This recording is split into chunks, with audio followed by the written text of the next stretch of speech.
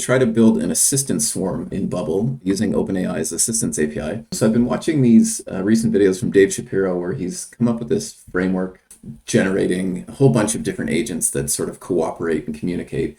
And he's got some interesting projects on the go for how to coordinate these. Some open source projects on GitHub you could check out.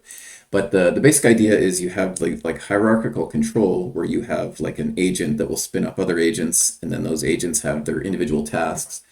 And one thing that I've wanted for a little while is like a customizable news dashboard that will sort of feed me news each morning with topics that I'm interested in. So low code topics, AI topics, and so forth.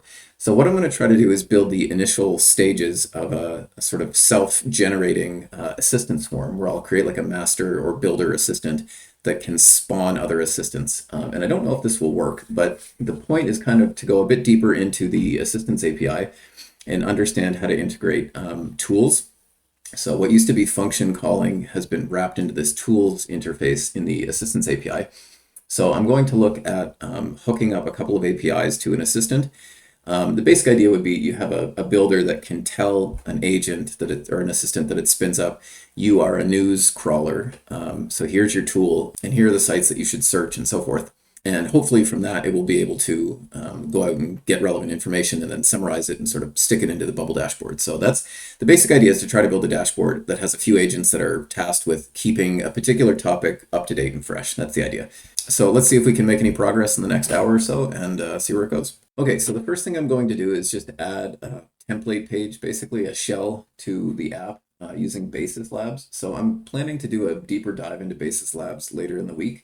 This is a UI library from Josh Munch, which is great. I use it all the time now. It's a bunch of pre-built components that speeds up development of your UI. And one of the sections in here is app shells. By the way, this is a Chrome plugin that you can install for free, but if you want access to some of the better elements or the more extensive library of elements, then there's a paid plan as well. Anyway, under app shells, you have these different options for sort of default layouts. I'll just pick number 01 here. And you click it, it shows copied down here. It might be hard to see, but then you can come and say, if you right click on the page, you can say paste, and it will give you the option to paste a page. And so let's call this swarm, I guess, or swarm demo. Click create, and then it'll create a new page and fill in the whole structure for you. Okay, so the first thing I would typically do here is think about like what are the main sections of the app that I want to build. And so I know I'm going to want to be able to see my agents. I'm going to want to be able to create agents manually. I'm going to want to see my runs or my sort of the content that's being generated. So I think for here, let's do this. Let's create a view agents element. And this box here, this group says group nav item 1 selected. One thing to note that when you're working with Basis or other UI libraries, if they automatically name elements, I'm pretty finicky about this because when you're searching for elements, if you have 10 buttons that say submit, it makes it a pain to find out where you're at in the element tree and that kind of thing. So I'd say group nav view agents or something like this. And then I would copy this, and then I would change this group here, and this might be create agent. Then we would change this to create. Maybe create agent or new agent or something. And then maybe this one is threads or actions, activity or something. Let's call this activity. And that's fine for now. I'll leave these other ones alone. And then typically what I'll do with these one-page apps is I'll have a state on the page which is tracking which sidebar element I've selected. So I'll just preview this for now to keep that available. So what I would typically do is set up a workflow on each button, and when you click on the group, I should say, when you click on the group, it sets that custom state to whatever that button represents or that group represents, and then it shows something over here on the right. So what you could do is you could come to the page. It could be in the nav bar, it could be on the page, whatever. I like to set it on the page, and you would set the custom state to be current panel or current subpage or something. And you could just set it to be a text field. And then you would say, when you click on this, you would set that state. You'd say set state of an element. We only have the one, which is this. And then we would just say, what did we click? View agents. So we could set the text field to be view agents. That works fine. But it's a bit error prone because you have to make sure the casing and the spacing and everything is exactly correct. And it's also a bit of a nuisance because you'll have, say you have 7 nav items, you'll have 7 workflows here, and you'll have 7 conditionals on your page for various things. So what I typically like to do is replace sort of hard-coded individual groups with a repeating group where I track it in an option set. So I'm going to do that real quick. In data, we go to option sets. I think we have pages here. This is for something else. I'm going to repurpose this one. Actually, I'll just delete this and create it again. So we'll say pages, create, and then I'll just use the display field for the actual page name. So we'll say view agents, create agent, view activity, and that's probably good for now. And then what I'll do is I'll copy this group to have it to put into a repeating group, and then I'll come over here and I'll find a styled repeating group from Basis Labs, from Basis UI. And we've got this one down here. This looks fine, a 1-column repeating group. You click, it's copied, click in here and paste it, and then we get it up here. So if I select the sidebar nav group over here, we can see it's aligned to parent. And this gives you some nice options for like sticking this bar down here and so forth, where you can select it right here. What I'm going to do is actually change this to be a column, and then I'm going to change the spread layout here, use this flexbox operator, space between. And then here, this group will be replaced by that repeating group, so I'll paste it in here. And I will select this in the element tree and delete it. And then, oh, I selected the wrong one. Nav items is what I want to delete. So I'll delete that. And then in the repeating group, I want to paste, actually what I'll do is grab that group again. So I deleted it. So grab this and paste it into the first cell of the repeating group. And then in the repeating group, now I've got this group. But what I want to do is modify the repeating group to actually take the data source of pages. And then the data source will just be all pages. And then we need to do 2 other things. We need to make this group sort of inherit that. So we'll say the type of content is a page, and it will just inherit from the current cell's page. And by the way, we call this pages. This is usually an anti-pattern. This should be page, just sort of a database or data design thing, because your individual unit is a page, not a pages, right? So it sort of reads a bit nicer here when it says current cell's page. Anyway, so then this text will be the current cell's page, or the parent group's page's display. And then if we reload that, we should see the 3 options that we set up as pages down here. The spacing's a bit mixed up, but that's fine. We can fix that. Now, one thing is the background of this group here is this color, this flat color, and we want this actually to be conditional for the one that's selected. We'll take this conditional thing, we'll put it over here, and we'll say when. So actually, before we do this, we need to change the swarm demo custom state to be not a text, but a page. And then we can say in this group here that when the current page is this one, that custom state on the page is the current page. We can say when swarm demo's current panel is parent group's page, then we have a background color, and otherwise it'll be white. Background style will be flat color, and the background color will be that value that we copied, which is this. You can see we can toggle it. It's very hard to see over there, but that's fine. I actually put the conditional on the text instead of the wrapper group, so I have to just move that up to the group itself. And from here, one thing we want to probably change is the minimum height of the repeating group row is 50 pixels, which is too big. Let's make it 40 for now. And I missed setting this, so we'll set this to none. No background style, it's not selected. So this should fix the styling, the background styling here, which it does. And then what we want to do is when we click on this group, we want to set that on page state to be the current cell's page. The set state of an element, swarm demo, current panel, and then it will be current cell's page in the repeating group. I'm going to change current panel to current page because we're using page in the option set. So make this consistent. So that should work. And then over here, what we could do, the page title could be, we could say the swarm demos current pages display, and then it'll say up top what we've selected. And this should work to allow us to switch between the different pages. Yeah, we can see both the highlighting. It's quite hard to see probably the highlighting, and then the title up here. reflects that. So that's good. And then the last thing we want to do for the styling is to set a conditional on the icon to tell it, if the current cell is view agents, then set the icon to something. So what we would do here is we could say when the parent group's page, so that's the value of the cell that in the repeating group, we could say when it is view agents, then the icon should be magnifying glass or maybe a list of some kind, like this. And then we can copy this condition and paste it a couple times. And so we would say when it's not view agents, but create agent, then maybe we want to have a plus icon. And when it's view activity, maybe it's, a newspaper or something. There are probably better icons in this icon set. I think this is the hero icons. Yeah, we want to make it clickable. I almost forgot that. So that should do what we were hoping. Yeah, so view agents, create agent, view activity. So that's good. So now I'll get onto integrating the actual API into the page.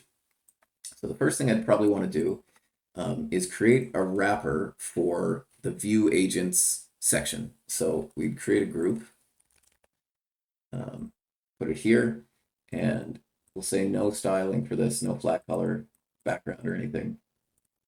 And so because we have these two floating groups on the page, the top bar and the side nav bar, our group that we just added to the page kind of gets buried behind them. And what we want to do is push it out to where it should fit in the page. And the way we do that is set a margin on the left, which is equal to the width of this nav bar, and a margin on the top, which is equal to the height of this display up here. So if we just bring this up, the layout, it's a fixed height of 56. So we want to bring this down 56 pixels. So the margin on top would be 56.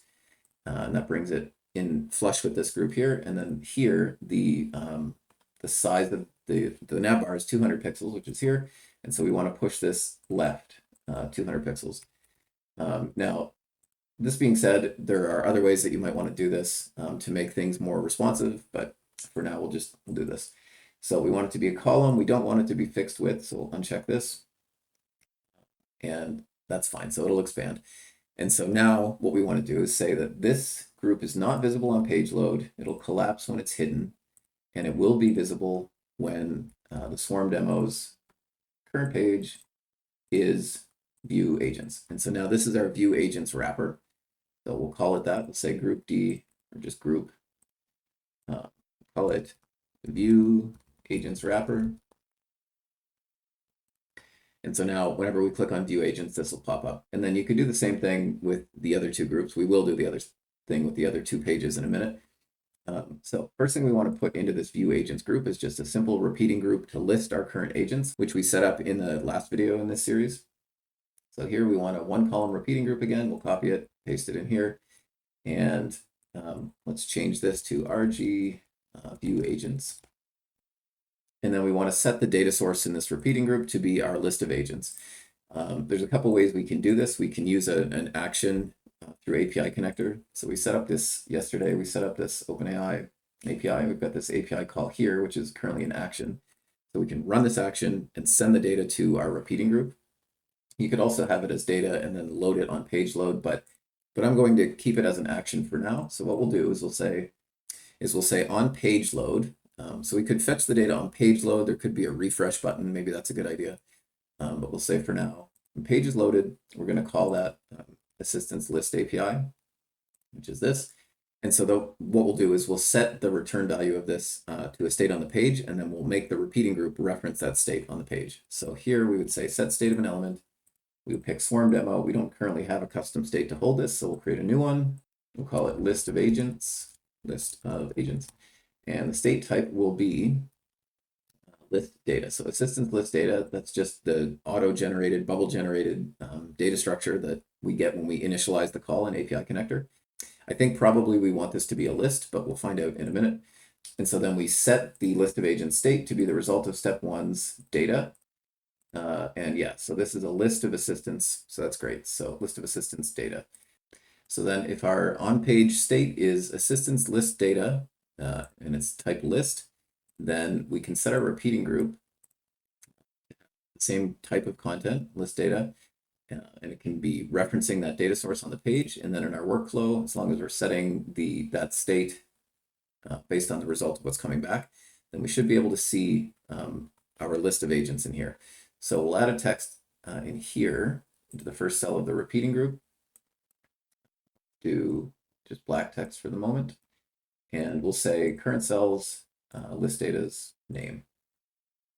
And when we load the page and select view agents, we don't see anything because I missed in the conditional, we have a condition, but we didn't actually set what is supposed to happen, which is it's supposed to make this group visible.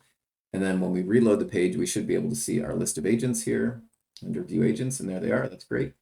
So now what we want to do is start to add some functionality to this. So the first thing we might want to think about is how would we create an assistant that creates other assistants? So how would the output of an assistant's thread, let's say, how would it lead to a new assistant? So we already have the API for creating an assistant built into Bubble. So we could trigger it directly from Bubble. That's one possibility. Maybe we look through the text of what's coming back from the assistant thread and say, maybe we tell it to return a specific sequence at the end or something, and we look for that. And then if it's there, we call the create assistant API. That might work. Another option we could get it to return the JSON for the create assistance call, and then we could make our API connector body completely dynamic, and then just pass the whole JSON object. So we sort of piggyback on top of API connector's capacity to call another API. I haven't tried that, but it sounds like an interesting option because then we would be using the output of the bot directly in another call without requiring it to sequence kind of like the actions that we've set up through API connector and Bubble. So I'm going to try this. I don't know if it'll work, but it's kind of an interesting experiment. So what we'll do is we'll instruct our builder bot to return to us a JSON structure, which we can pass directly to the create assistance API.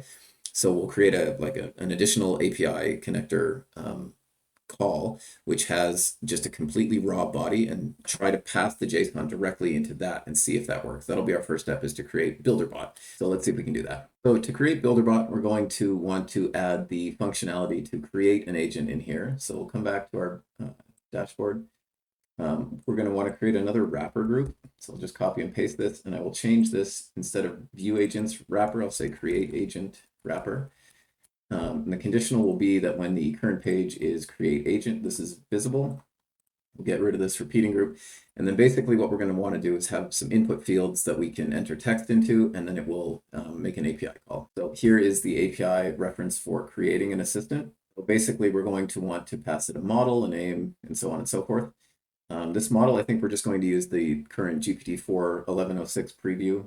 We'll set a name, BuilderBot, description, doesn't matter that much.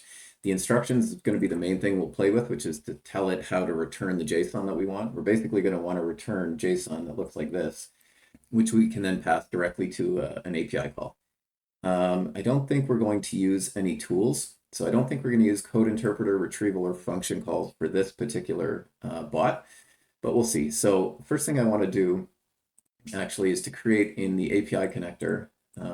We want to create an assistance create, but with a raw body instead. So like the one we created before, we have these parameters like instructions, name, and so forth. But when we're creating our new assistants, this it's going to be a bit more difficult, I think, to pull out this stuff from the JSON that would come back from our builder bot. I think it would be simpler to just, let's move this up, to just make the entire body dynamic. So we'll just wipe this entire thing and put in here body, and then that's what'll get sent over to the API.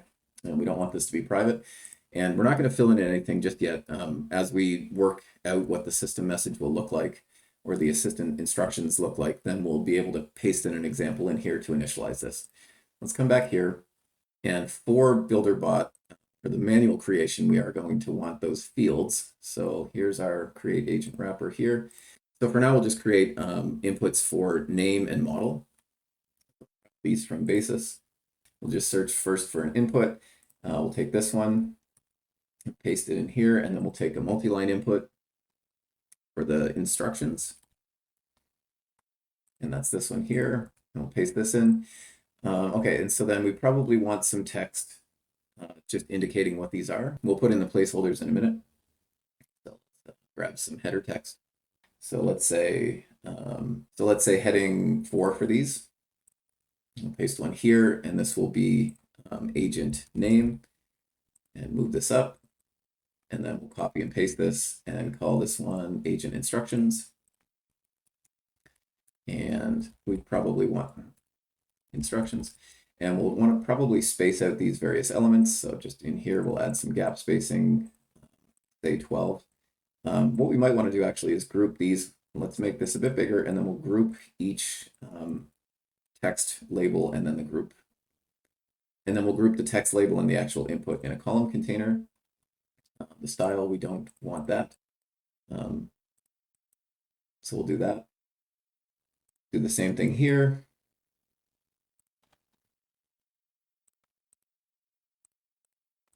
Okay, and then we have our two groups, agent name, agent instructions. We'll say, we'll say builder bot, my new bot, and then you're a helpful assistant.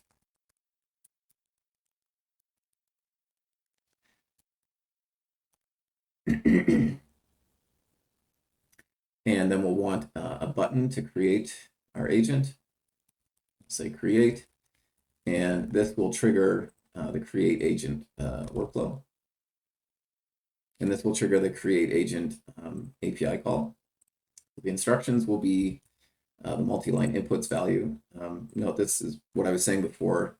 The default names for these elements you probably want to change. So we'll say multi-line input agent instructions. And then here, input A will be input agent name. And then we can come back to our workflow, and then it's a bit more obvious what's going on. So the name here will be input agent name. The model will leave the same, so 1106 preview. And then the description, we'll just leave this empty for now. This should work, I think, as a first pass. So we'll come to create agent. We'll just say test 1, 2, 3 and test, and click create and see if this works. And it won't show up immediately because of the way that we're loading the page, loading the agents over here. So what we can do is just add we can add a workflow that when we click on view agents, it actually triggers the fetch to get the data again. The other thing is these are sorted in order of when they were created. So this is the first one that I created. I'm going to flip that around so that it's the most recent one at the top. And so if I come back to here, in the repeating group, which is right here, it's sorted by created at with descending is no. We'll just make it descending is yes. And then when we reload, we'll see these get flipped around. So the one that we just created was test 1, 2, 3. That's right here. So that's fine. Now, we want to think about what should go in the instructions. Basically, we want to tell it that its job is to create new assistants and provide it with a structure, a sample JSON structure to tell it what to return and tell it to only return that. So let's see if we can get this to work. If we say swarm builder bot, maybe swarm builder bot, we'll say your job is to create new OpenAI assistants, and say you will return a JSON structure that looks like this. And then we'll give it a sample JSON block. So we'll come over here. This is the create agent API. And so if I zoom in a little bit, you can see down here, this is what the JSON looks like. So we can just copy this sample and put it in here. Okay, and so the kind of things that we want it to know is to name it accordingly. So we want to tell it basically create agents for specific tasks, and we'll feed data into it later to sort of update this probably, and say, so we probably want to say something like, collectively, your job is to scour the web for relevant information. So based on users' input preferences or something. So maybe actually what we want to do is change this a little bit, is say your job is to create a new, like a single one, a new OpenAI assistant. And then we could say something like each time you run, consider consider a new data source or perspective that could be useful to the user, and generate an assistant accordingly. Now, I don't know if this is going to work, but we'll find out. So hopefully we'll get back something like this. And we might say something like generate instructions, names, and tool blocks based on the intended role of the agent, intended role of the assistant. And we might want to say something like options for tools are code interpreter, retrieval, function. And so this might be enough. What I want to do now is set up an additional tab over here, which will be called like spawn agent. And what it will do is it'll call this swarm builder bot, and then it will trigger the create agent API with the raw one that we created a minute ago and see if that works. So let's try that now. Let's come over to demo, to option sets. We're going to want a new page, which we'll call spawn agent. Click create. Now, of course, we could automate this later, right? Like we could have a workflow that will just do this on its own based on what's coming back, but that'll be in a minute if we get there. So in order for this to work, we're going to need to be able to trigger a thread, I believe, within our builder bot. And then we'll get back a message that has that JSON. So let's set up our threads now. So the view activity wrapper will set up. So we'll copy this create agent wrapper and create a new one. We'll call it view activity wrapper. And the condition will be that when it's view activity, it's visible. And here what we could do is we could have a dropdown that allows us to pick which assistant we're interested in. And I just realized I've been calling everything agent, just an artifact of watching those Dave Shapiro videos. So let's call this assistant instructions. And then down here, this is going to be replaced by a dropdown. And the choices will be dynamic, and it will be of type list data, and the choices will be coming from the page custom state list of agents. And then it'll be the current options name, let's say. And then down here, we'll need some way to view the thread activity. So then what we could do here is have a nested sort of two-tier repeating group, where the top level repeating group has the list of threads for the agent or for the assistant. And then for each one, we can expand it into the list of messages. So let's try that. So first we'll say threads here. And we'll delete this, we'll add a repeating group. And then the type of content here will be get threads, the data from that. And I think this is currently set up as a data API call. So let's check real quick. So here's get threads. Yeah, and this is set up as data. So what we can do is set the source here to say get data from an external API, and we want the get threads call, set the data for that. And so then when this loads, it'll show the threads for this particular assistant. Now, what we probably want to do is when this value changes, this gets updated. So what we could do is say start edit workflow, and then we'll say display data in a repeating group. And the repeating group, I'm not sure if we renamed this one. I don't think we did. So this will be repeating group threads. And so we'll say the data source will be the same thing. So get data from an external API, this one, and then its data. So that should work. And I think we can test this now. We don't need a create button here.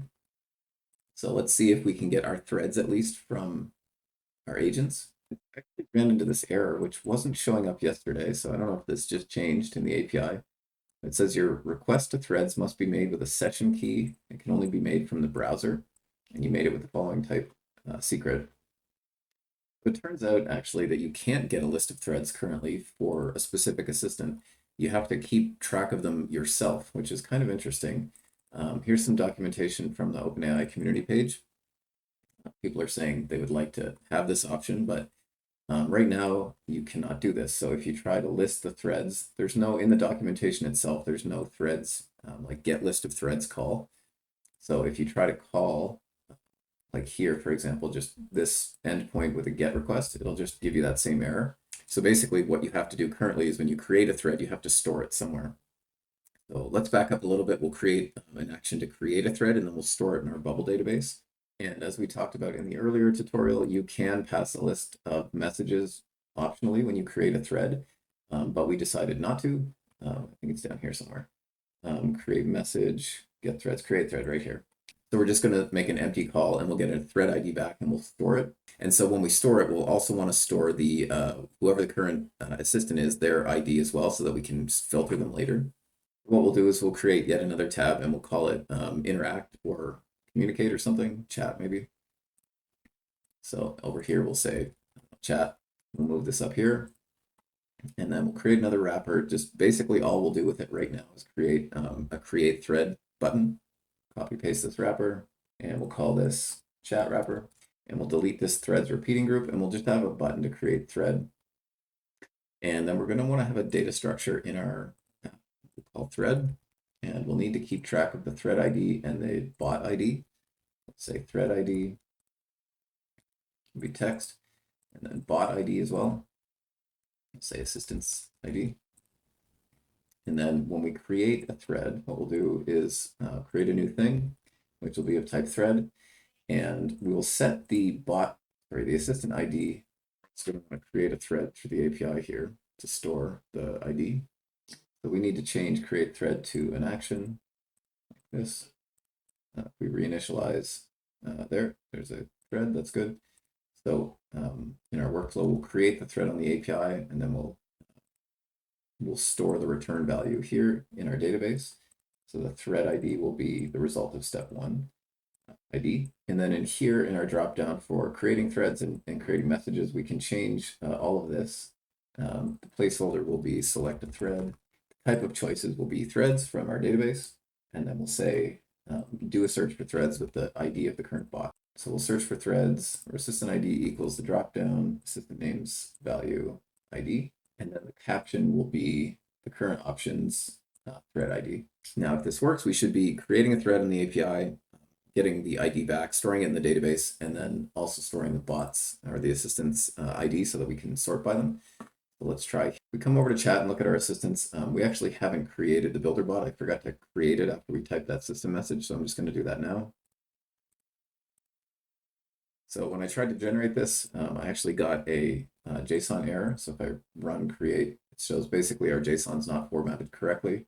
So if I just come back over, make sure I copy this time, back over to our workflow here, we can take whatever's in that multi-line input and then format as JSON safe, and that should work, I think. They format it as JSON safe, and we'll try that again. Let's see if this works. And that also failed, so I'm going to try to figure out what's going on here. If you the double quotes in the system instructions here, causing like basically these telling the basically marking the end of your input artificially, so it's getting cut off and trying to read the next block of JSON. So to fix it, I just did a find and replace on the multi-line inputs value to replace the double quotes with a single quote. So this is kind of ugly and hackish, but when I used format as JSON safe, it actually didn't work. I think it should, but for whatever reason it doesn't. So anyway, we'll create BuilderBot with this, let's say swarm BuilderBot with this instruction set, and do this, and that works. And so if we come over to chat, we can pick, so actually we don't have it updated here. So we should probably have it reload the data every time we create an agent, but I'll do that in a bit. So if we click Swarm BuilderBot, there's no threads currently, but if we click Create Thread, it should create one. And there it is. That's great. So now the next step would be to allow us to add a message to this thread, and then subsequently to pull down the messages on the page to see what is in the thread. So let's do that now. So come over here. Here's the thread. So let's just copy this and paste it. And then here we want to say message. And then I'll take this input down here. Remove this dropdown, say enter your message, and then we'll say button here will be send message. Now I missed a step actually in building this out. I'm using these sort of built-in primary buttons, but the basic flat buttons actually look a lot nicer. And so then the send message, what we'll do here is, again, we'll come back to our API connector and create thread. So create message here, we want this to be an action. So if we come over here, then we want to run create message. The thread ID will be whatever is in that dropdown. So dropdown threads value, and then it's thread ID. And then the content will just be whatever's in the input, which I haven't renamed. So we'll rename this input send message. And we'll set that here, input send messages value. And so this should add a message to our thread. And then the next step would be to just display the messages for that thread. So actually, before I even send a message, I'd like to be able to see it. Let's change this to send message, and then we'll create another group underneath, and we'll say previous messages or history or something. Let's say thread history, and we'll get rid of this input and button, and we'll just have a repeating group. So I'll copy this repeating group here, paste it under thread history. Setting for the data type in here is we want a list of messages down here. You can't really tell the difference, but this, because it gets cut off, but this is the list messages data structure. So the data source will be go to that OpenAI call, get the data back, and then the repeating group will say that the content of the text item is that data's content, and then the content has the item will have like a type and a text field. So we take the text value from out of that, and then if we preview that, we can then see in here, if we pick, say, this test bot and a thread, then we can see here's the history. So then our next step is to try and see if our builder bot works. So we'll pick the builder bot. We've got a thread already with no history. And let's say generate a financial news bot.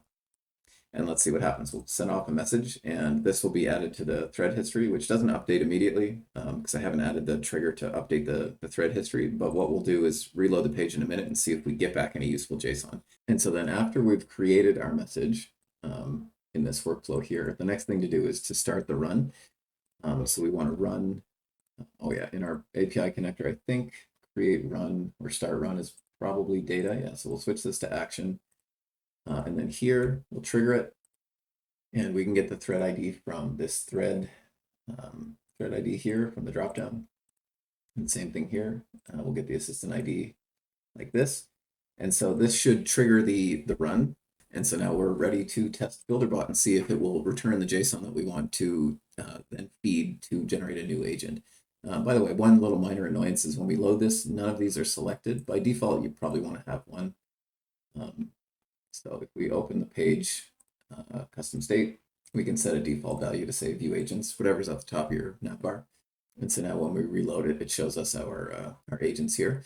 So we'll come back to chat, we'll select BuilderBot, we'll pick this thread here. And when I first ran this, I didn't have the run action set up, so it generated this message, but that's fine. Actually, what we'll do is we'll create a new thread and use that instead. So we'll say create thread, use this thread here, and we'll say build spawn an AI news bot, and we'll see what happens. So it'll take a minute for the run to actually execute.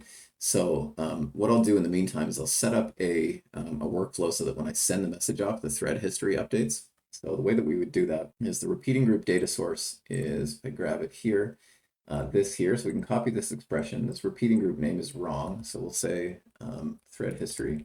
And then in the workflow for this button, after we send and run, we can say basically display a new API calls response in the repeating group. So here it would be this repeating group, and we would just paste in that expression. So it's just basically doing the same thing that it does on page load. Then we can preview and see if this is working. So come back to chat, pick BuilderBot, pick our second thread, and look at that. We got some JSON here, and cool. It's created some instructions. So you're an AI newsbot, provide summaries of the latest AI no-code developments, highlight key advancements, explain their significance. So this is exactly what we want, although it's wrapped in these JSON sort of code formatting block, which we don't want. So one thing I'm going to check is in the chat completions API, you can now specify that you want JSON specifically back, which would, I think, get rid of this. But I don't know if that's part of the Assistants API. So if we look for create message, it looks like we can't actually set that. We can't force that. So we could try a couple of things here. One is we could try modifying the assistant's instructions so that it doesn't return anything except the JSON. We did this in the first iteration, but it clearly hasn't worked exactly correctly. What we can do, assuming that in the current setup, we're always going to get these triple backticks and then JSON and then end in triple backticks, we could just find and replace those. This, of course, is not the most robust solution, but for the sake of the demo, I think this is probably what I'm going to do. And so then the next question would be how to get that JSON into a workflow. So I think what I would do is have like a polling setup so that every 5 seconds, let's say after you send your message and it initiates the run, it would try to pull down the most recent thread history. And then if the last message has one of those JSON blocks, we just strip out the JSON tags at the start and the end and pass the intermediate block of JSON to that raw API call. So again, this is just sort of prototyping. This is not probably what you would want to do going forward, but I'm going to try that and see what happens. So the first thing to do would be, let's say when we're on the thread history or this chat page, let's say when we're on the chat page, then we're going to fire that workflow every 5 seconds. What we'll do is we'll fire an update every 5 seconds and then check the last message. So we'll say do every 5 seconds, but we'll only run it when Swarm demo's current page is chat. And what we'll do is we'll run this display list. So we'll just do updating the repeating group. And then we'll set up the API, the raw API call, conditional upon our text processing. So let's say, let's make sure this is named correctly, first of all. So in here, it's just called create copy. Let's say raw JSON. This is the API call that we're going to want to make with the return JSON. So let's say this one here, and then the body we'll pass it will be the thread histories last item. So the list of messages data will be the last item's content, and it will be the first item of that array, its text value. So hopefully we're parsing this correctly, we'll find out. And we will only run this under the condition that we can find that JSON tag on it, let's say. We can say only when that value, when it contains these three tick tick tick JSON strings, so like this, backtick, three backticks, and then JSON. And so if it does, then we can run this. But we actually want to do a find and replace here as well. I forgot. So we want to say find and replace. So three backticks JSON, replace that by nothing. And then same thing, we'll have three backticks left over at the end that we will replace with nothing. Now, again, this is pretty hackish, but just for the sake of testing out whether this even works. So let's try it again. So we'll ask BuilderBot to generate a different kind of bot. So we'll say BuilderBot, thread number 2. We'll say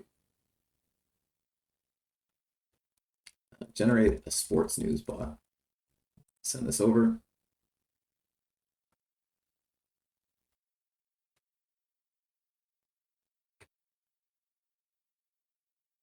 And so we got our response back, but it has the same JSON problem here, which I think is because in the conditional here where we say last item, I think this should actually be first item. So I'm just going to double check that. I think what's happening here is here's the text. Here's the list of data's content, each item. So the first item is actually the most recent message. So what we want is not the last item, but the first item. So we'll take the first body's text, and we'll also only do that when the first items contains those JSON tags. And note, this probably, this every 5 seconds fetching the thread history is probably not ideal, actually, because we're going to be making a whole bunch of API calls that we don't really have to. Maybe it's better to just have a refresh button, and then you can do it as you please, but I'll leave it like this just for the demo. Probably not something to do in production, though. So let's try this again. We've got BuilderBot selected, thread, and we'll say generate a crypto news bot. Send that off, and then we should get hopefully the formatted JSON back correctly. We'll find out in a minute. And if so, then in our assistance list, we should have a new one called something like, Crypto News Master or something. So let's wait and see. Oh, and the other error that I didn't realize is this is going to run every 5 seconds and spawn sort of infinite number of assistants, which is definitely not what we want. So what I'm going to do just for the sake of this step is I'm going to cut this out of here. And actually, here's what I'm going to do. I'm going to replace this with, instead of do every 5 seconds, I'm going to just put a button in here, which will be, say, try to generate. We'll say attempt spawn. And this is what will actually trigger the update, and then this if necessary. So we'll say when an element is clicked, and the button will be this one. And that'll actually help us debug a little bit better.